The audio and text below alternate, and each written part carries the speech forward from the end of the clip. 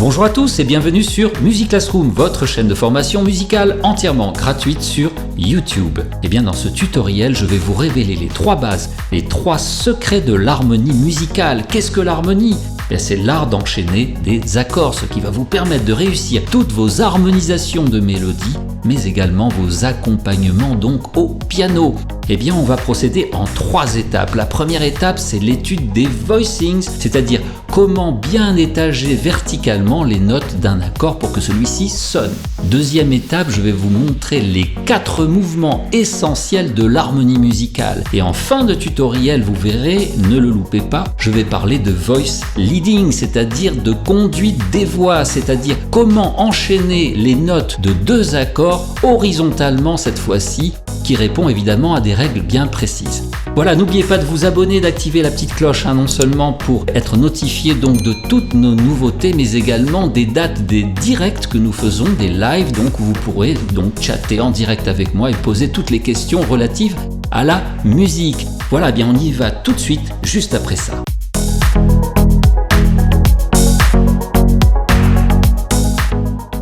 Alors, première étape de notre tutoriel, nous allons parler des voicings d'accords, c'est-à-dire la façon d'étager verticalement les notes d'un accord pour que celui-ci sonne bien. Alors, pour exemple, nous allons prendre un accord très simple, l'accord de Do majeur, Do, Mi, Sol. Et pour avoir 4 voix, nous allons donc doubler le Do, qui est la fondamentale, à l'octave supérieure, et nous aurons Do, Mi, Sol, Do.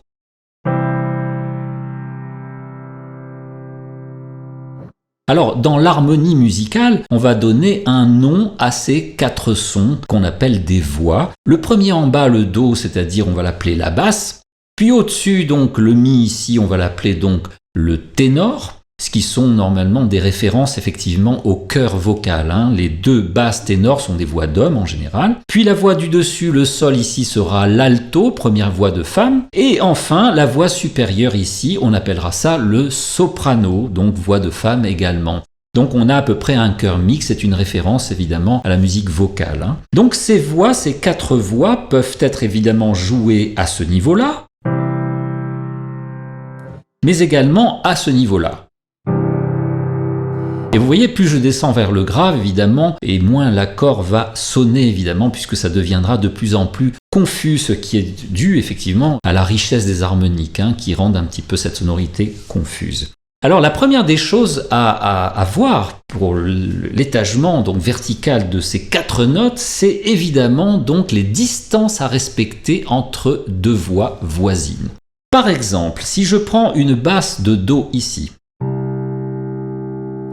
on pourra, avec le ténor, c'est-à-dire la voix qui suit immédiatement, avoir un intervalle de 12e, c'est-à-dire de Do ici à Sol. La 12e, c'est évidemment la quinte redoublée ici à l'octave. Donc c'est un intervalle maximum à respecter entre ces 2 voix, de Do à Sol par exemple. Voilà, tous les autres intervalles, on va peut-être un petit peu les éviter à part l'octave parce que dans le grave, à ce niveau-là ici, ça devient confus évidemment. Donc je récapitule, entre Do et Sol, c'est-à-dire entre basse et ténor ici, nous allons avoir un intervalle de 12e maximum, 12e quinte redoublée. Ensuite, entre le ténor et la voix qui suit, c'est-à-dire l'alto, on va essayer de respecter donc le maximum, un intervalle donc d'octave ici. Bien sûr, tous les intervalles inférieurs à l'octave seront possibles. Et ensuite, troisième chose, entre effectivement l'alto et la voix supérieure, c'est-à-dire le soprano, également maximum un intervalle d'octave. Et de la même façon, tous les intervalles inférieurs à l'octave seront possibles également. Alors je vais reprendre mon accord à 4 sons, Do, Mi, Sol, Do ici, et on le voit à ce registre-là, ça sonne assez confus, c'est encore possible, mais un petit peu confus.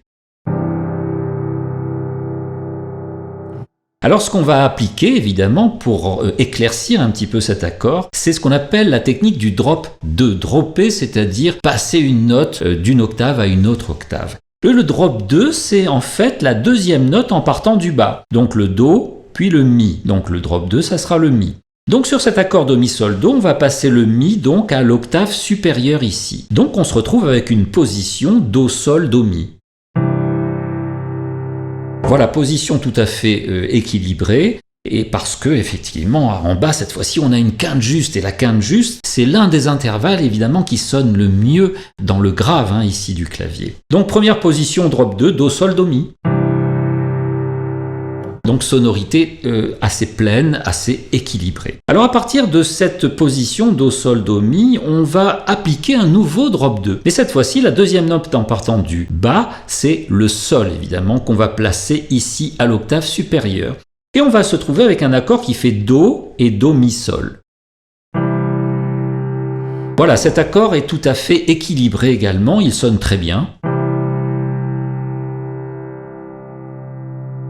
Ensuite, à partir de celui-ci, on pourrait avoir aussi, par exemple, un drop 3. Alors, drop 3, c'est la troisième note en partant du bas. Cette fois-ci, sur cette position, ça fera Do 1, 2, et Mi. Alors ce Mi ici, on va le placer à l'octave supérieure et on va obtenir Do, Do, Sol, Mi cette fois-ci. Voilà, accord équilibré également, donc assez plein. On a ici l'octave Do, Do, la quinte, le Sol ici et la tierce majeure, le Mi là-haut. Donc accord très équilibré.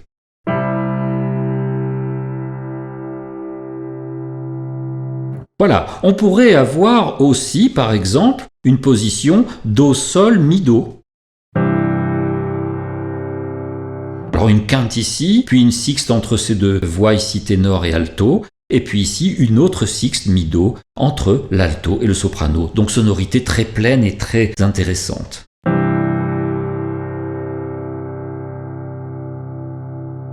Voilà, donc vous voyez maintenant l'importance évidemment de bien étager pour obtenir une sonorité pleine et quelque chose, un accord assez équilibré qui sonne au piano et en particulier dans le registre grave du piano, qui est le plus délicat évidemment au niveau de l'accompagnement ou de l'harmonisation d'une mélodie. Voilà pour la première étape, donc les voicings, comment faire sonner un accord, c'est très très important avant de parler évidemment d'harmonie. Et nous allons parler maintenant, deuxième étape, des 4 mouvements essentiels de l'harmonie musicale. Alors dans cette deuxième étape de notre tutoriel, je vais à présent vous donner donc les 4 mouvements de base essentiels de l'harmonie musicale.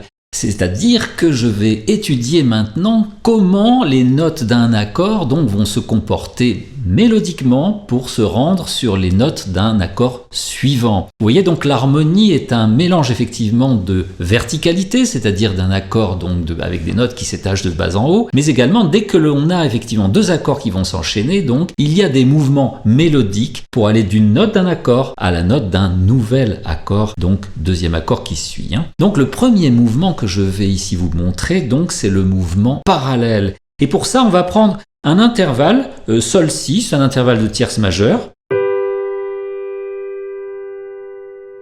qui va s'enchaîner à La-Do. Alors dans ce mouvement parallèle, comme son nom l'indique, les 2 notes vont monter dans la même direction, puisque le Si monte dans le Do, ici, et le Sol va monter sur le La. Donc on aura Sol-Si, La-Do. Le Sol est monté d'une seconde, un intervalle de seconde, sur le La, et le Si est monté d'un intervalle de seconde, donc sur le Do. Donc Sol, Si, La, Do, les 2 notes donc, vont s'enchaîner à 2 autres notes dans la même direction et avec le même intervalle, on appelle ça donc un mouvement parallèle. Deuxième mouvement qu'on va donc trouver dans l'harmonie, c'est le mouvement contraire. Cette fois-ci, je reprends donc Sol, Si, c'est-à-dire mon intervalle de tierce majeure ici, et on va aller sur Fa, Do.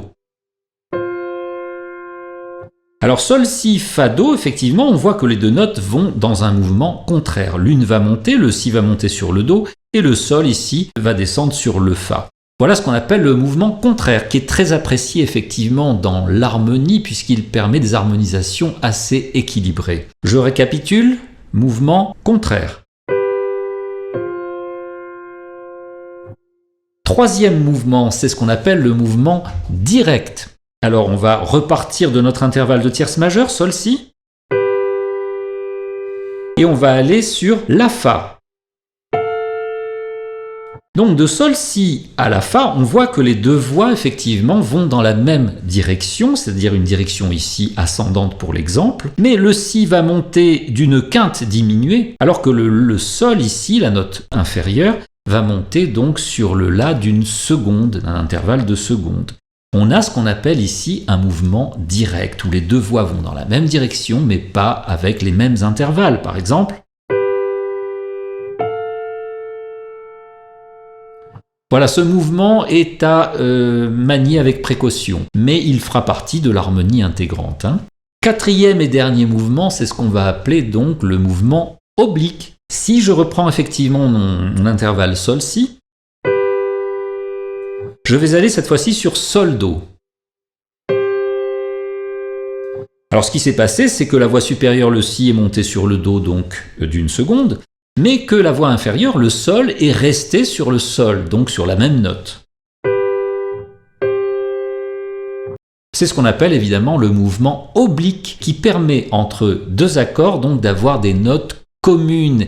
Et les notes communes, c'est une des règles et une des bases dans l'enchaînement de deux accords que nous verrons donc dans la troisième partie du tutoriel. Donc je récapitule donc le mouvement parallèle, le mouvement contraire, le mouvement direct et le mouvement oblique. Alors lequel faut-il utiliser ou lesquels? Eh bien les quatre. Mais simplement il faudra toujours les utiliser en alternance, donc en changeant effectivement de position. Parce qu'il ne faut pas imaginer que l'harmonie effectivement est faite que d'un seul mouvement. Si on a par exemple un enchaînement de 3-4 accords qu'avec des mouvements parallèles, on va tomber très vite dans l'ennui, dans le rébarbatif. Donc il faudra toujours alterner les mouvements parallèles, contraires, directs et obliques pour obtenir une harmonie, c'est-à-dire des enchaînements entre des accords équilibrés. Eh bien on va voir maintenant dans la troisième partie donc de ce tutoriel l'essentiel de l'harmonie, c'est-à-dire de tous les accompagnements, de toutes les harmonisations de mélodies. Autrement dit, c'est ce qu'on appelle le voice leading, la conduite des voix. On voit ça tout de suite. Alors, troisième et dernière étape essentielle de notre tutoriel, c'est évidemment ce que les anglo-saxons appellent le voice leading. Le voice leading qu'on pourrait traduire en français par conduite des voix. Autrement dit, si on prend deux accords à quatre sons, ce qu'on va faire ici dans cet exemple, c'est comment vont s'enchaîner mélodiquement chacune des quatre notes de chacun des accords. Pour passer d'un accord à l'autre. Cette fois-ci, il va y avoir donc un mouvement mélodique, c'est-à-dire horizontal. Donc vous voyez, les deux mouvements sont indissociables, c'est-à-dire les deux notions de verticalité de l'accord, donc deux accords qui s'enchaînent, deux accords verticaux, sont en même temps liées à une conception horizontale de la musique, puisque les notes, pour aller d'un accord à l'autre, vont effectuer un mouvement mélodique, c'est-à-dire cette fois-ci horizontal. Alors on va prendre donc deux accords et particulièrement ce qu'on appelle une cadence. Si je suis en Do majeur, mon accord à quatre sons Do, Mi, Sol, Do que j'avais pris donc dans le premier exemple, ici la première étape, c'est celui-ci. Et je vais prendre le cinquième degré ici, c'est-à-dire l'accord placé sur le cinquième degré de Do, c'est-à-dire Sol. Sol, Si, Ré, Sol. De la même façon, j'ai doublé Sol, la fondamentale. Sol, Si, Ré, Sol. Cinquième degré de Do.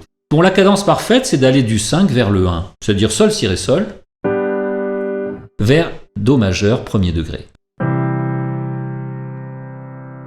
Alors, le problème qu'on va se poser ici, c'est comment enchaîner ces deux accords pour qu'il n'y ait pas un mouvement comme ça parallèle qui va être très handicapant, surtout effectivement lorsqu'on a des tempi rapides. On ne peut pas aller très rapidement d'un accord en fondamental, c'est-à-dire sous forme de tierce, à un autre accord en fondamental. Donc on va devoir appliquer des règles d'harmonie avec les mouvements que nous avons vus évidemment dans la seconde étape. Alors par exemple, on va prendre le cinquième degré qui est Sol, Si, Ré, Sol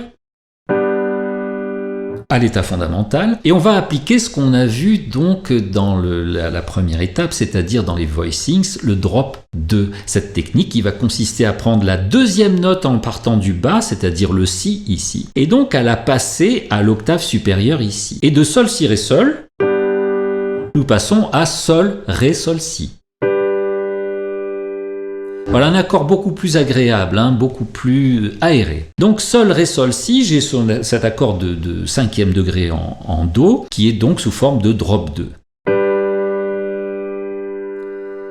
Et pour passer au premier degré, je ne vais pas évidemment sauter de sol, ré, sol, si à do, mi, sol, do, de cette façon. Il n'y aurait pas ici de conduite des voix et donc pas d'intérêt justement dans l'expression d'un enchaînement d'accords, d'une progression d'accords. Alors ce que je vais faire, eh bien chaque voix de sol, ré, sol, si, donc mon accord 5 en drop 2,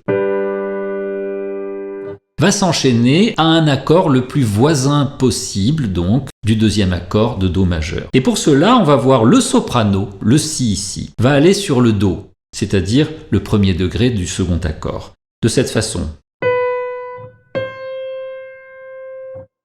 Le sol ici, nous le voyons, donc qui est effectivement la voix d'alto, eh ben, va rester en place. C'est-à-dire qu'avec les deux voix supérieures, nous aurons... Donc vous voyez ici un mouvement oblique, si vous vous souvenez de ce qu'on a vu dans la deuxième étape. Le ré, qui est effectivement donc la voix de ténor, eh ben, va monter aussi sur le mi, la tierce de do majeur, c'est-à-dire... Donc avec les trois voix supérieures, si je récapitule, je vais avoir ceci.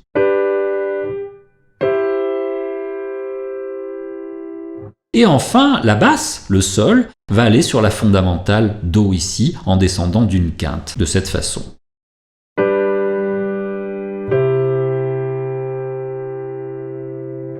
Voilà, donc si je récapitule, on va avoir donc le soprano là-haut, la voix supérieure, et la voix d'intermédiaire de ténor qui vont avoir un mouvement donc parallèle. Puis ici, entre la voix d'alto et de soprano ici, nous allons avoir un mouvement oblique, puisque le sol va rester en place. Et enfin, la basse, elle, qui va procéder en descendant sur le do ici, c'est-à-dire en descendant d'une quinte juste ici, va procéder par un mouvement donc contraire au ténor et au soprano.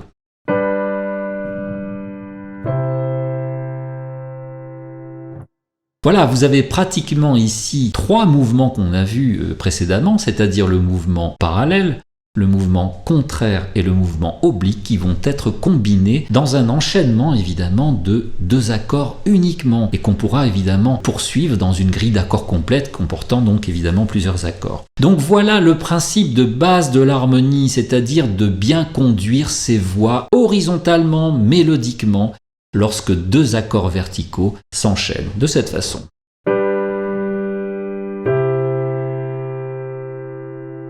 Et nous nous retrouvons dans cette position où entre le do et le mi ici, le ténor, donc basse ténor, nous avons un intervalle donc de dixième, c'est-à-dire d'une tierce redoublée, donc c'est tout à fait possible, on l'a vu dans la première étape du tuto sur les voicings. Et puis on le voit entre le ténor et le sol, ici nous avons une tierce, donc tout à fait possible, c'est toujours inférieur à l'octave. Et de sol, c'est-à-dire ici l'alto et soprano ici, nous avons une quarte juste sol-do, donc accord parfaitement équilibré. Alors vous voilà fin prêt pour réaliser toutes vos harmonisations de mélodies et vos accompagnements au piano. Si vous recherchez des formations plus complètes, cliquez sur cette petite carte qui va apparaître dans un instant. Elle vous mènera donc vers des formations en téléchargement ou en bouquin, CD, DVD, etc. Vous avez des suggestions, des remarques, postez-les dans les commentaires de la vidéo ou sous l'onglet communauté de notre chaîne. Je réponds toujours avec plaisir. Si vous avez apprécié cette vidéo, laissez-nous un petit pouce et surtout abonnez-vous en activant la petite cloche pour être notifié de toutes nos nouvelles vidéos, mais également de tous les jours et horaires effectivement de nos lives où vous pourrez venir chatter avec moi directement et poser toutes les questions musicales qui vous tiennent à cœur. Voilà, je vous remercie vraiment de votre écoute et je vous dis à très vite. Salut!